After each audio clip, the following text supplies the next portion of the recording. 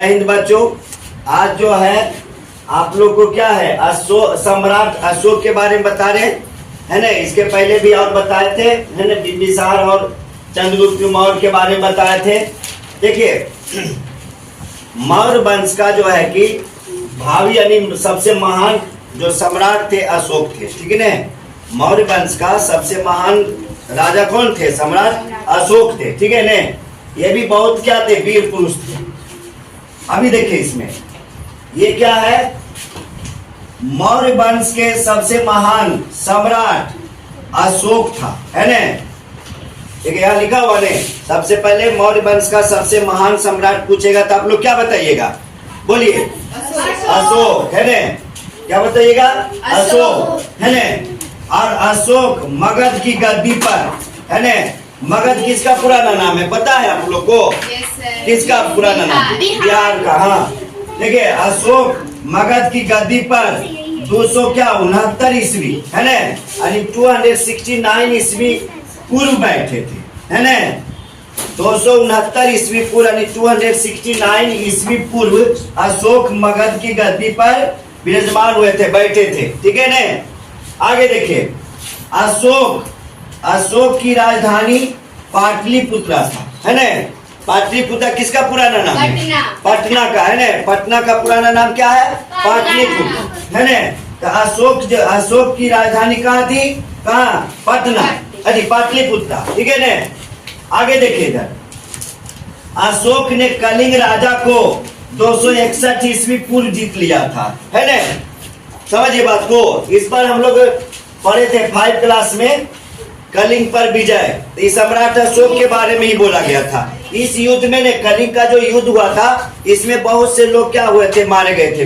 बूढ़े जवान, है ना, बच्चे बहुत मारे गए थे, समझिए ने। इससे क्या हुआ था कि अशोक को हृदय में कुछ दयालुता आ गया था।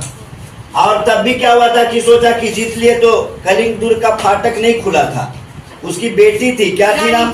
हाँ रानी पद्मा, है ना। वो जो कि गेट को बंद रखी थी। फिर भी जब अशोक पता किया तो क्या है, उसने रानी पद्मावती को पाया तो इसने क्या किया कि सम्राट था ने, ये जो है कि बोला कि मैं औरतों पर वार नहीं करता, है ना। मैं औरत से जो है युद्ध नहीं करूंगा, ठीक है ना। तो इसने क्या हुआ? नतमस्तक हो गया था, उसके सामने झुक गए थे अशोक। और उसी समय से जो है कि युद्ध करना त्याग दिए थे, ठीक है ना।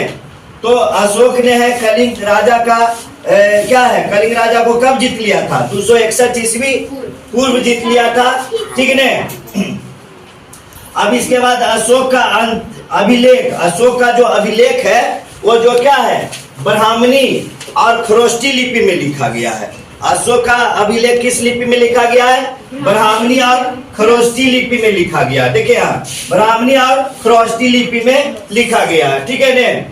अब यहाँ देखिए अशोक के शासन काल में किस भाषा को अपनाया गया था? पाली भाषा को। अशोक के शासन काल में पाली भाषा को अपनाया गया था, ठीक है। अभी देखिए 4 चिन्हों वाला 4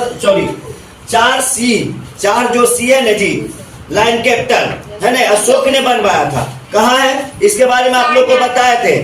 4 सिंहों वाला जो है स्तंभ सम्राट अशोक ने बनवाए थे, ठीक है ना। ये वाराणसी में है और वाराणसी के सारनाथ में है ना। सारनाथ और स्टेट में क्या? उत्तर प्रदेश हो गया, ठीक है ना। ये देखिए उत्तर प्रदेश सारनाथ में है, उत्तर प्रदेश स्टेट हो गया। 4 सी जो देखते हैं हम लोग के मुद्रा में भी है ना। आगे देखिए अशोक स्तंभ जिसको बोलते हैं ना, लाइन कैपिटल बोला जाता है।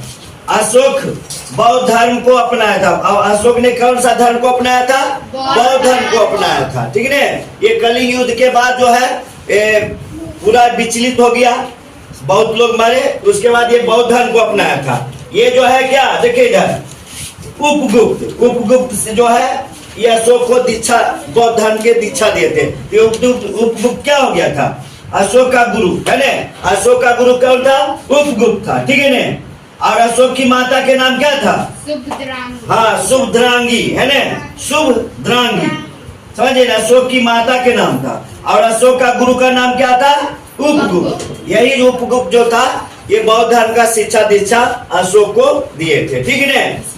उसके बाद से देखिए इधर, अब यहाँ देखिए मौर्य का शासन काल है ना, मौर्य वंश का जो शासन काल था वो कितने बरस तक रहा? 137 बरस तक रहा, है ना। मौर्य वंश का शासन काल 137 बरस ईयर तक क्या हुआ? रहा, ठीक है। आगे देखिए, मौर्य काल में लोगों का पेशा क्या था? कृषि। मौर्य वंश के जब शासन था उस समय लोगों का पेशा क्या था बताइए? कृषि। और कितने बरस तक शासन किया था ये लोग? 137। हाँ 137, ठीक है ना, ईयर्स तक, ठीक है। अब आगे देखिए, अशोक ने ये अपना उपाधि धारण किया था दो नाम से।